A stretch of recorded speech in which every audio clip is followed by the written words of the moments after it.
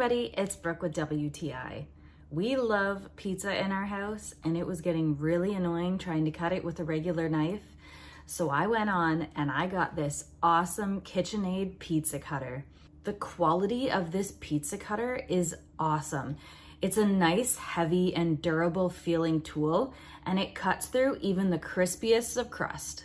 I like to use this to cut a whole bunch of different things. My son loves quesadillas, and this is perfect for those because I have to cut them up and the toppings all come out, and this is great because it's such a precise cut that not everything's squishing out while I'm trying to cut it. I love to make omelet bakes for the week so that I have my breakfast all prepared, and this was perfect for cutting them super precise so all my pieces would be nice and not messy. Another thing I love about this, which is probably one of the main selling features, is that it's dishwasher safe.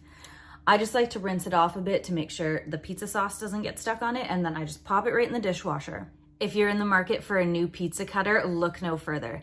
This KitchenAid pizza cutter is the only one that you're gonna need, and that's my point of view.